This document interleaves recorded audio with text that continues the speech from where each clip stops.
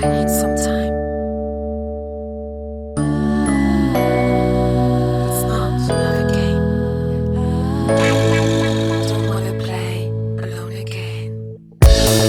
Ooh, ooh, ooh, ooh, ooh,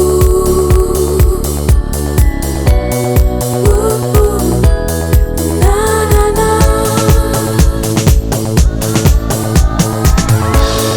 You can see. You can feel the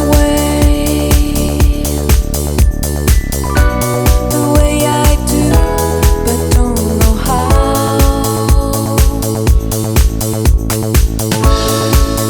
to say I'm not ready now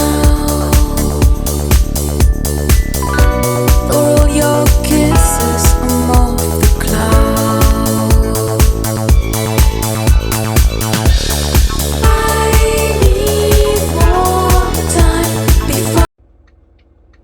Here we are. Another day, another dollar. Gonna get ready to start again. I'm looking forward to when I get my little vlog stick. It's got a little tripod with it. So, anyways, this video is going to be a little bit different. You realize we're still in the COVID-19, and the last count in Ontario, there's 10,000 cases. Out of that, there's 500. That's a big 500 people that have died from the COVID-19. They're telling us to stay home, stay safe. Well, I'm going to be showing some video here of my dash cam, and I'm only going to pick out certain sections of how many people are actually out here driving around when they should be actually home. But that's not even the issue. Our issue today is going to touch on something a little bit different, and I know I'm going to get a little bit criticized for this one. We have, I work for a trucking company, and the problem we are having, and it's not only me, but one of the other drivers now has just told me about it. She's refused to drive a truck because it was so filthy dirty inside. She's complained to management about the truck that's still filthy dirty inside. And nothing's been done. Really, what she tells me is she was given the brush off. She's a new driver, so I can see that happening. I know it's happened to me. I refused to drive a truck one day. I've been complaining about this guy leaving his garbage in the truck. So I refused to drive it. I went back and said I want a different truck. The reason I refused to drive wasn't just because he left a bag of garbage in there, which he did. Still does to this day. That's not the issue. I'll just take that and throw it away. That wasn't the issue. The issue was the truck smelled terrible. It smelled of garbage. I mean, literally, of garbage. So, what do? You drive the truck and get sick? We're in a different situation now than we've ever been. The times are dangerous. Things are dangerous for everybody. Truck drivers are basically a lifeline. They're exempt. We have to keep everything moving. But what would happen if, let's say out of a depot, say you might have 50, 60 drivers, they all of a sudden get sick. Now you got 50, 60 trucks sitting idle. On top of that, plus your support staff and everybody else that's being contaminated by a couple of people. The thing is, we've got to, and this is very, very important now, we've got to maintain a sanitary condition within these vehicles. The biggest problem is, I personally don't care if it's your truck, you're the only one driving it, you want to grow a potato patch, or you want to grow your own vegetables on the floor or on the dash, hey, that's up to you. It's your truck. Well, it's not your truck. People think it's their truck, belongs to the company, but that's beside the point. You're living in it. You want to live in your dirt and filth? Okay, that's your prerogative. I myself don't want to share that with you. Now, the problem is the company I work for, It's a good company. Don't get me wrong. There's nothing wrong with the company. I'm not criticizing the company in any way. It's actually one of the best companies I've worked for as a trucker. There's no question around that. I'm very pleased with the job. The only thing I'm not happy with is some of the other drivers. They cannot understand that we are in a dangerous time. Keep the truck clean, please. We have to. Problem is, in our company, we don't have enough trucks that every driver gets his own truck. So we have to, what is known as slip seating. In other words, you can have 2 or 3 drivers in a truck. All it takes is for one, somewhere along the line, to get the COVID-19. He passes on to that truck. The other guy jumps in, drives the truck, and he goes home, takes it home to his family. Now his family's sick. He's sick. But remember, it doesn't show up right away. It takes time. In the meantime, he's coming back to work. Now he's on another truck, and he's just passing. Dropped my camera here. Now he's passing it on to somebody else. Now somebody else gets. Before you know it, you can have literally an entire fleet down in no time flat, because especially with slip seating, and you're not always getting the same truck. Right now, I've gone through 3 different trucks within the last week. But the part I'm a little upset about is the fact they're saying, well, things are slowing down a little bit. Okay, they are. But the day I complained and refused to drive a truck, they gave me another truck. It was dirty, but it was just dirty. It didn't smell. I can handle the dirt. I don't like the smell of somebody else's garbage. So anyways, to make a long story short, the very next day I knew this would happen. I was told there's not enough work to stay home for the day. So basically, yeah, it's too much of a coincidence, because I happened to have the day off. The day I was supposed to work was one of the days where they have one of the least amount of drivers in. One of them. Oops, that was my finger. Yeah. So anyways, it's what can you do? Yeah, you live with it. I personally don't mind. I enjoyed having the extra day off. I had a nice 3-day weekend, and that was terrific for me. I got a bunch of things done, which was good anyways. But neither here nor there.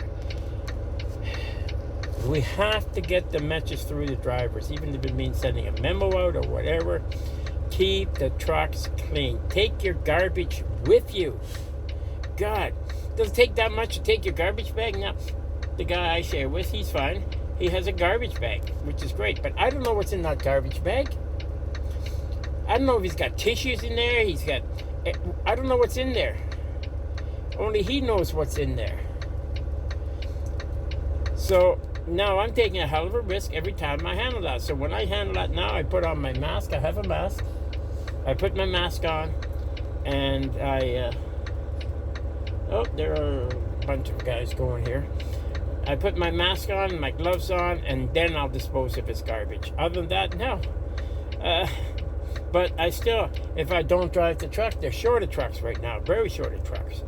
That's why it's very, very important. They got more drivers than trucks. Well, you know what that means?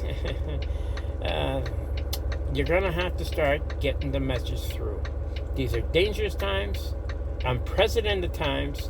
These are not normal times. Yeah, I'm not saying I'm worried about a dirty truck.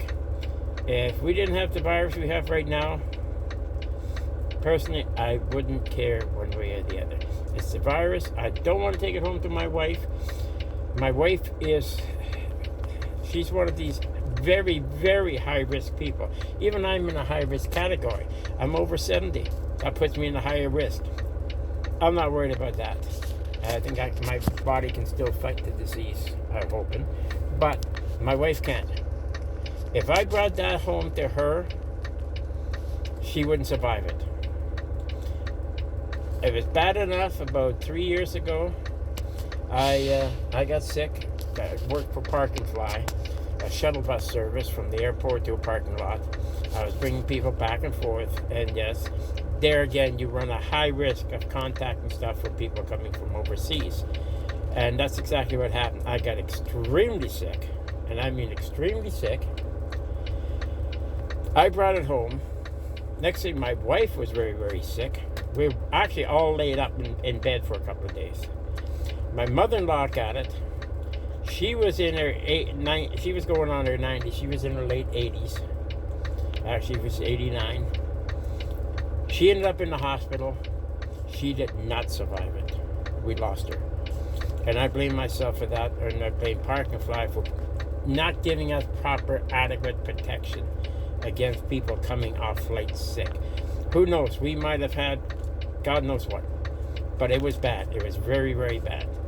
So I don't want to take that home to my family at this point in time. I've learned my lesson on that one. I've lost a family member. Obviously, these people haven't, and they just don't care.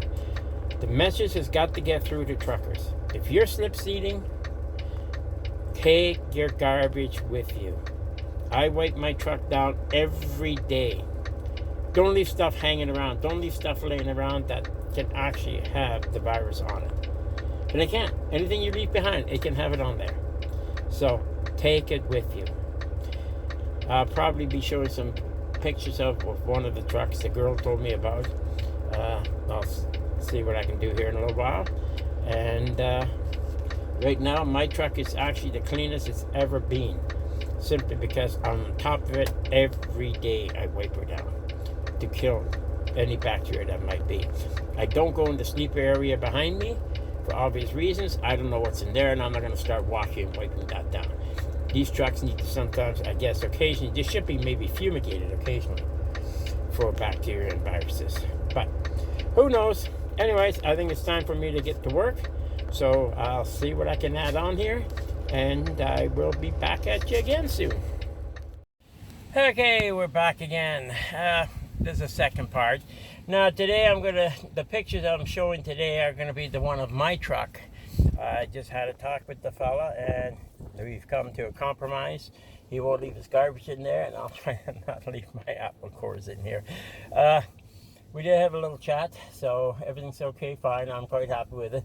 This truck is exceptionally clean. I know he's got a whole bunch of cleaning materials that he brings with him, which is good. I'm glad to see that. So I still wipe her down. I still did my wipe down.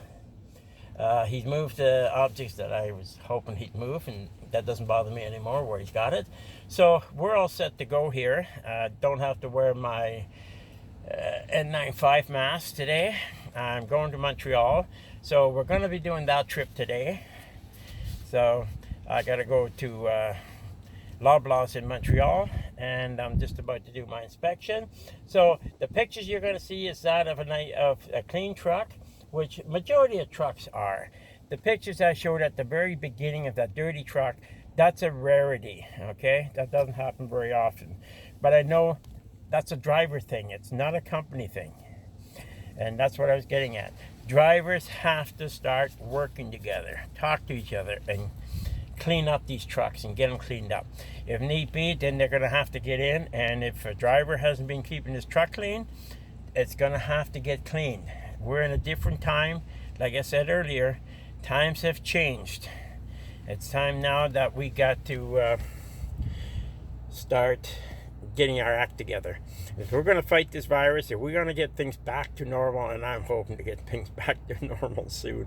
I'd love to go out for dinner and stuff like that. I just can't.